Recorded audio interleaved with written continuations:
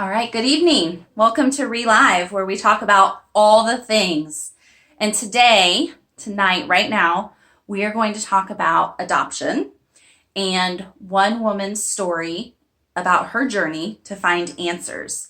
So you might want to grab some Kleenex because you don't know how this is going to hit you tonight. Did you know, according to the Adoption Network, about 1.5 million citizens were adopted? That's about 2% of the population. And tonight I have with me Louisa. And Louisa is going to share her story with us tonight. Louisa and I met about a year ago. And we will tell you that story momentarily. But right now, let the Queen of Questions get to work. So Louisa, you were adopted in 1971, correct? Correct. So tell us a little bit about that because you were born in... Lafayette, Indiana. St. Elizabeth Hospital in May of 1969. Okay, May of 69. So you weren't adopted until 71. So tell us how that happened. Like what happened there?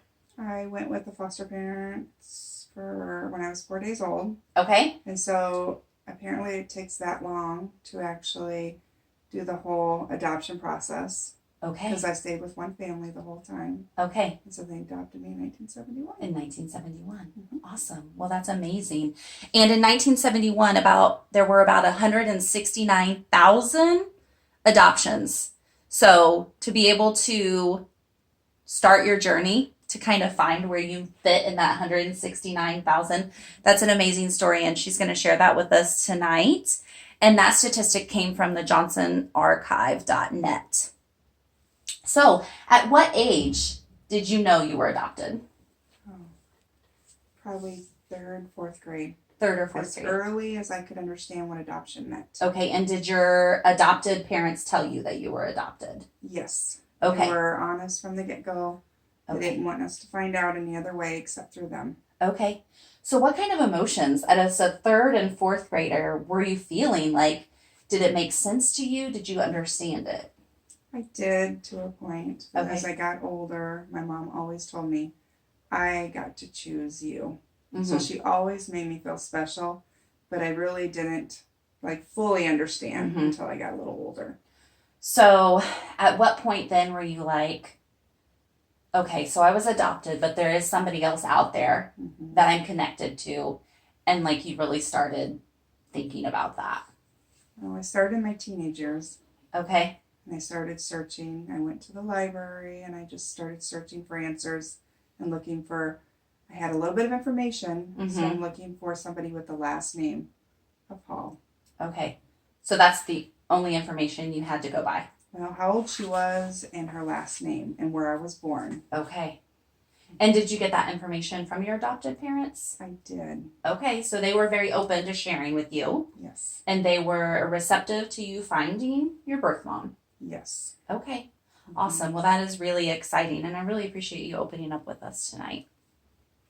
So you started looking for her when you're a teenager, and your birth parents, they were receptive to it. So you said you went to the library and you started using the tools there. Was there anything else that was a good tool for you to use at that point? Not at that time. Not at that time. So basically just the library. Correct. And so were you using the old school microfilm and scrolling through? Oh, I can imagine. Yes. We didn't have internet wasn't a big deal because you started, what would have been the 80s, late 80s? Okay, 80s. Mid to late 80s. So you guys, there wasn't Google, there wasn't Ancestry, DNA, there wasn't any of that. So she really started searching many, many years when there wasn't really a lot going out there. So during that time, I bet the searching was just very emotional. It was. You mentioned that you had a last name, Hall.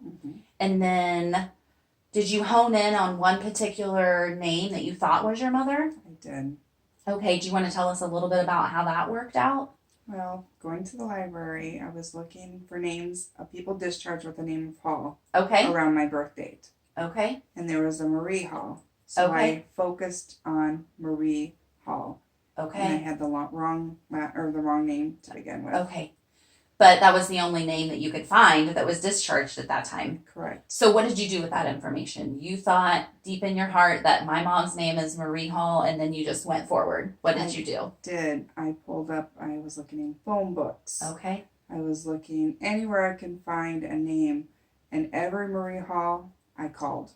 You called every Marie Hall? As many as I could. Okay. And I gave them the information that I had, because I knew she was born in 1949, because she was 20 years old. Okay. So I knew her name was Hall. And so I was born at St. Elizabeth Hospital. So I had that, but that's all I had. But I used everything that I had. How were those phone conversations? A little intense. Okay. Because you're putting it all out there. I'm adopted. This is what I know. Can you help me? And then I had people say, I wish I was your mom. Oh, yeah. And so did you have anybody hang up on you? No. Okay. No. And were you like, they would say hello, and you would say, would you just like go into it? Like, hi, I'm Louisa. I'm looking for my birth mom. Or did you start like small conversation? How did that work? Because I wouldn't even know where to start. Like, I don't even know that I would be brave enough. I don't know. So I think that's very brave and courageous of you to like just go through the white pages. Right. I think you just have to do it because you want answers so bad. Sure. You just kind of just dive right in. Okay. This is what I'm looking for. Can you help me? And if not, thank you for your time. But I dove right in. Wow. That's just amazing. So let's fast forward. This is where it gets really exciting, guys. Can I share a little bit of something else? Absolutely. Please share anything. Then it got, as a teenager, but when I started having children of my own is when I really wanted to know answers. So I had my first child at 26. Okay. Then it got to be more intense that I need to know for my children. And why was that? What were you looking for at that point? Health records. You know, I wanted to know when I go to the doctor, they're always asking you, what's your medical history? And I said, I don't know. My children deserve more than that. Sure. And so I just, that's what pushed me further. That's so at this point, when you had children, it wasn't about me, not necessarily building a relationship with your birth parents. It was more like, I just want to know the health but I history, wanted to know what the my medical mom looked history. like. I wanted to know exactly what my mom looked like because I'm so about just family resemblance that I looked everywhere. Whenever we were down in Indiana, because we lived in Wisconsin, I would look everywhere to see if anybody looked like me. I always searched. What a interesting spot to be put in as a child, a teenager, a new mom, like to not know that information. I just can't imagine. Okay. So can we fast forward to April of 2018 because it's really exciting. It is. So I don't even really know where to start. I think I will start with the fact that in April of 2018, I had a voicemail on my phone from this strange lady who didn't tell me a lot of information. She just said, I'm looking for Danny Hall. Could you please have him call me back at this number? And I was like, who are you? Like, I don't know who you are. What do you want with my husband? Like, do you guys have a child together? Like, that was the first thing I thought. I was like, who is this lady? So I let my husband listen to the message. And then I said, are you going to call her back? And he was like, no, I don't even know who it is. And I jokingly said to him, well, what if it's a long lost sister? Because my husband didn't know who his father was.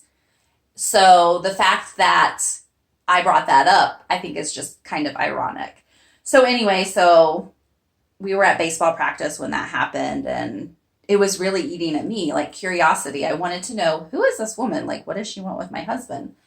So I asked my husband, well, if you're not going to call her back, like, is it okay if I call her back? And he's like, yeah, do what you want. So then baseball ends, and we actually drove separate to baseball. So they went home, and I sat in the car, and I returned the phone call. And you probably have put the pieces together now. The person that had called me was Louisa. So I had called you back. Right. And do you want to pick up there for a minute? We had a long conversation because I'm like, this is going to sound crazy. Yes. But I think your husband is my brother.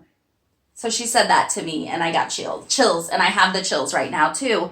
And I started crying because adoption is very close to me. My mother is adopted, and so I've kind of been there with my mom on her journey, and wanting to learn a little bit about my mom's background. So when she said this, I just sat there. I didn't know what to say, and I also didn't want to give a lot of information because it wasn't my place. So I let her talk, and unfortunately, my husband's mother had passed away about a year prior to this phone conversation. And I didn't know if Louisa knew this, so I wasn't going to be the one to tell her. So we continued to talk. And how did you get my husband's name? How did all of that kind of intertwine to where you were like, I think this is my brother? Through Ancestry. Okay, so through Ancestry, you were working. Right. And was there something with the obituary that came out? Yes, a gentleman called me, Jim, called me and said, do you have any information on your birth mother? And I said, no. And he goes, well, I'm going to share this with you. And so he gave me my mom's name, Danny's name, your name. And so I looked up and he sent me the obituary. And then I knew this is all true. Okay. Mm-hmm. So she did know that Alice Diane Hall had passed away, who she believed to be her birth mother. Mm-hmm. So kind of what happened next. I told her that I will very much encourage my husband to call you back, but I cannot promise because my husband's a very private person.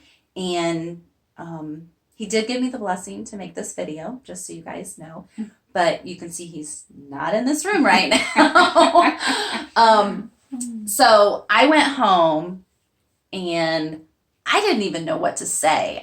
How do you tell this man that this lady that called me thinks that you are her brother? So I walked in and I remember the moment very clearly because he was finishing up our son's shower. And I looked at him and I said, she thinks that she's your sister. And he goes, oh, I didn't want to deal with this right now. And I said, wait a minute, you know that you might have a sister out there? And he's like, yeah, I told you that. And I was like, no, you didn't. So I pleaded with him because I was crying and, I was like, please call her back. She at least deserves a phone call back. And so he said that he would, but he wanted to talk to his aunt and uncle first. So then he did. What was going on your end? I didn't think you'd call. You didn't think he would call? Because of our conversation. Mm-hmm. And you're right. It's his call to make, and it was his decision. Mm-hmm. It was all about him. Mm-hmm. And I was afraid that he wouldn't call back. Mm-hmm. So that weekend, I was on pins and needles, please, Danny, just call. Please just give us, just give me this chance mm-hmm. to explain myself mm-hmm. and why I think that you're mm-hmm. my brother. Mm-hmm. And I think, too, some of the things that may be going through, not necessarily Danny's mind, but other people's mind when it's been so long, why now? Why are you reaching out to me now? Mom's been gone almost a year. Is there something